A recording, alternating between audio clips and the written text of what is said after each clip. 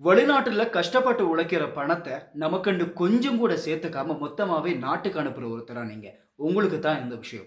Saudi அரேபியால Egypt நாட்ட சேர்ந்த ஒருத்தர் 30 வருஷமா டாக்டரா வேலை செஞ்சிருக்கிறாரு. அவரு கஷ்டப்பட்டு உழைச்ச பணத்துல கடந்த 16 வருஷமா தன்ட புள்ளைகளுக்கு கிட்டத்தட்ட 50 மில்லியன் எஜிப்ட் பவுண்ட்ஸ், சவுதி ரியால்ல சொன்னா 4 மில்லியன் சவுதி ரியால். சுமாரா $1.1 மில்லியன் அப்படின்னு சொல்லலாம். அவ்வளவு பணத்த அனுப்பியிருக்கிறார். அது மட்டும் இல்லாம தன்ட புள்ளைகளுக்கு தன்ட சொத்த முழுமையா நிர்வகிக்கிற உரிமைய கூட கொடுத்திருக்கிறாரு.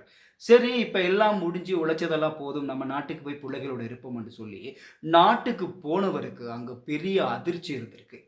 அங்க போய் பார்த்தா, தனக்குன்னு எந்த சொத்துமே இல்ல. தான் உழைச்ச பணத்தில கொஞ்சம் கூட மிச்சம் இல்ல.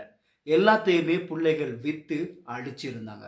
கடைசிக்கு புள்ளைகளால கைவிடப்பட்டு, இவ்வளவு நாளும் கஷ்டப்பட்டு உழைச்ச உழைப்பெல்லாம் வீணா போய், அந்த துரோகத்த தாங்க முடியாம கண்களாலயும், மூளையிலயும் அவருக்கு இரத்த கசிவு ஏற்பட்டிருக்கு. இப்ப இந்த விஷயத்த அவரு தன்னுடைய வலைத்தளத்தில மக்கள்ட்ட பிரார்த்திக்குமாறு சொல்லியிருக்கிறாரு.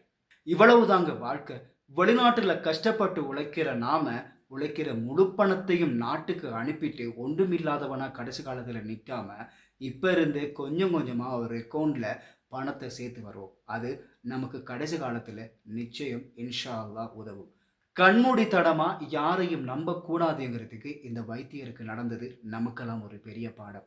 அவருக்கு ஏற்பட்டிருக்கக்கூடிய வருத்தம் சரியாகி அவரு சாதாரண நிலைமைக்கு வரணுங்கிற பிரார்த்தனையோட, அவருடைய புள்ளைகள் மனசு மாறி கடைசி காலத்துல அவர கூட வச்சு பார்த்துக்கிற மனநிலைக்கு அவங்க வரணும்னு சொல்லி இறைவனிடத்துல எல்லாருமே பிரார்த்திச்சு கொள்ளுவோம். நம்மோட வாழ்க்கைய நாம கடைசி காலத்துல வாழ்றதுக்கு நமக்குன்னு கொஞ்சம் சேர்த்து வச்சு கொள்வோம்.